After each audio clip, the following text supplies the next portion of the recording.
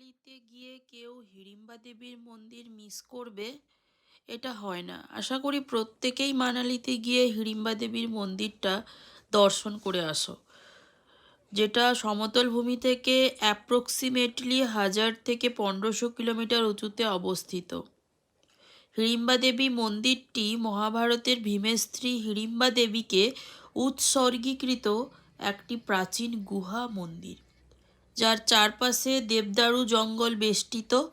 কাঠ ও পাথর দিয়ে নির্মিত এই মন্দিরটি মানালির একটি জনপ্রিয় পবিত্র স্থান, যা দেশ বিদেশের বহু পর্যটককে আকর্ষণ করে তোলে।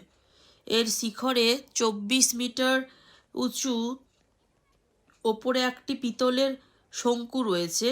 প্রবেশদ্বারের কারুকার্যগুলি দুর্গাদেবীর প্রতীক হিসেবে সজ্জিত।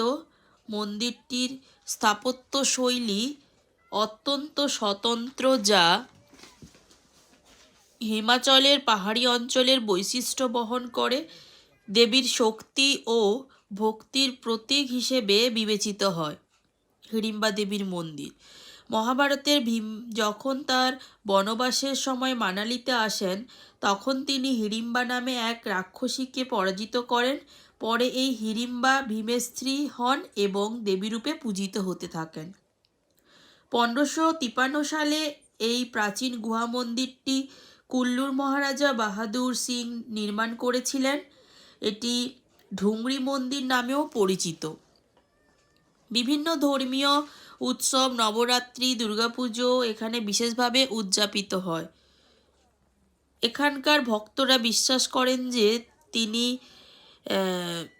ইচ্ছা পূরণ করতে এবং অশুভ শক্তি থেকে রক্ষা করতে সক্ষম।